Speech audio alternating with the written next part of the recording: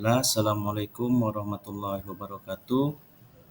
Perkenalkan, saya Eko Martono dari kampus Titeknas Jambi, peserta pekerti angkatan ke-6 dengan nomor urut 11. Saya akan mempresentasikan tentang mata kuliah analisis kegagalan yang ada pertemuan kali ini dengan judul pengujian destruktif. Sebelum kita memulai perkuliahan kita pada hari ini, marilah kita berdoa menurut agama dan kepercayaan masing-masing. Berdoa mulai.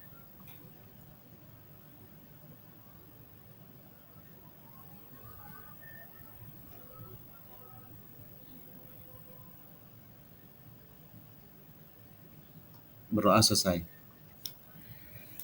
Kita ketahui bahwa untuk menentukan kualitas suatu material yaitu harus diuji. Nah, adapun pengujian tersebut biasanya yang dilakukan di teknik ada beberapa jenis pengujian, tapi lebih dispesifikasikan yaitu dikategorikan dengan dua pengujian. Yang pertama, pengujian destruktif dan non-destruktif. Jadi untuk bab pertemuan kita pada hari ini, kita akan membahas pengujian destruktif. Nah, apa itu pengujian destruktif? Destruktif adalah pengujian dengan cara merusak material. Jadi material tersebut memang diuji dengan cara merusak. Nah, yang non-destruktif ini pengujian material dengan cara tidak merusak. Itu pun ada cara-caranya tersendiri.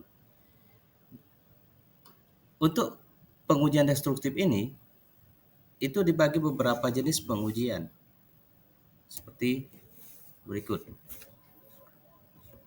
Nah, jenis pengujian destruktif. Yang pertama, kita lakukan pengujian kekerasan atau hardness test.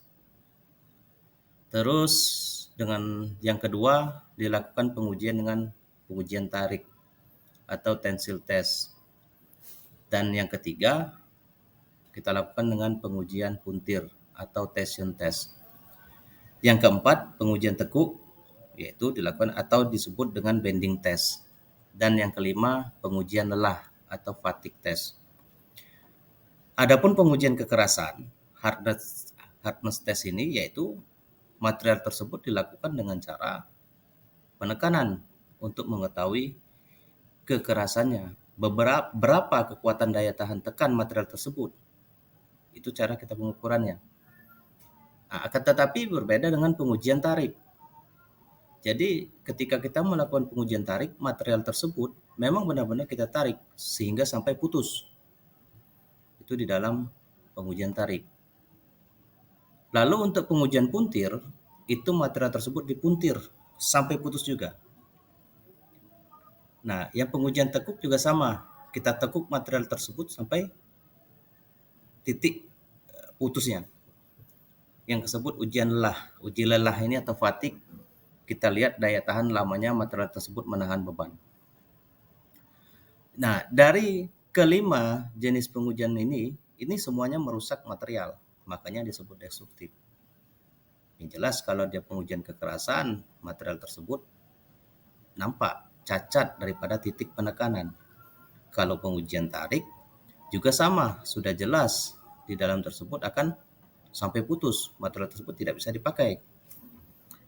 Yang ketiga juga pengujian puntir, itu pun sama, dilakukan sampai putus sehingga material tersebut putus dan juga tidak bisa digunakan. Berikut kita lihat yang pertama, bahasan ujian kekerasan. Nah, tujuan daripada ujian kekerasan tersebut yaitu kita mengetahui yang dimaksud dengan kekerasan adalah ketahanan terhadap deformasi plastis, yaitu kemampuan suatu material untuk menahan beban. Nah, kenapa alasan kita memilih uji kekerasan ini? Yang pertama, uji kekerasan mudah dan relatif murah. Adapun material juga tidak terlalu rusak. Ini jelas merusak, tapi dia tidak terlalu rusak. Dia hanya bentuk penekanan. Yang kelima, dia mengetahui juga sifat material lain.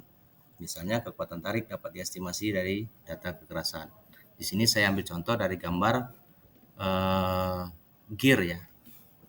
Ini roda gear yang di sini ada salah satu daripada gigi gear ini.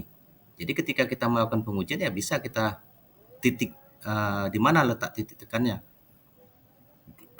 Kalau kita menggunakan yang alat-alat uji tes kekerasan yang sekarang, itu rata-rata dia menggunakan signal atau daripada seperti signal elektronika ditempelkan, dia akan mengukur beberapa kerasnya material tersebut. Tapi kalau secara pengujian manual, itu misalnya menggunakan daya mata tekan berjenis daripada berlian ataupun bola baja, itu pasti merusak material yang kita uji.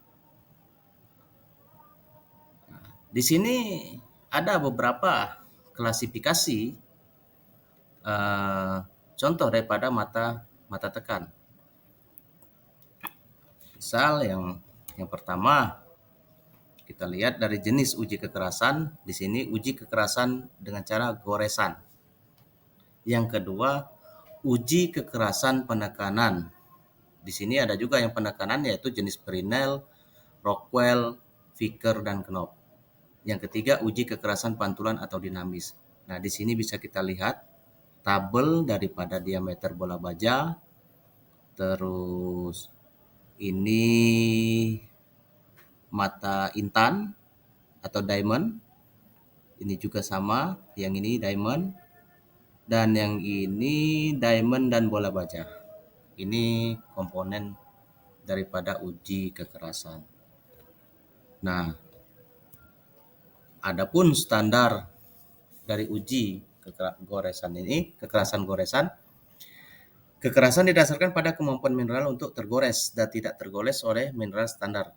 Skala Mohs dari 1 sampai 10. Nah, ini kalau dilihat dari grafik ini, material yang paling keras adalah diamond sampai skala 10 Mohs. Dan disusul di bawahnya korundum. Yang ke-8 topaz, quartz, dan lain-lainnya. Ini cara kita pemasangannya dari uji kekerasan. Ini ada contoh alatnya untuk Brinell tester. Di sini prinsipnya menekan identer pada permukaan benda yang diuji kekerasannya. Nah, ini identer atau identer ini bisa kita gunakan bola baja atau mata intan, tergantung jenisnya. Gaya penekanan di situ dari 500 sampai 300 kilo. Waktu penekanan 10 sampai 30 detik. Nanti di permukaan material akan nampak bekas penekanannya daripada mata identer tersebut. Kalau dia intan atau diamond, dia akan membentuknya prisma. Tapi kalau dia bola baja akan berbentuk bulat. Nah, ini adalah diameter bekas penekan ukur dengan mikroskop. Demikianlah untuk pertemuan kita pada hari ini. Akan kita lanjutkan materi berikutnya di pertemuan selanjutnya. Cukup sekian. Assalamualaikum warahmatullahi wabarakatuh.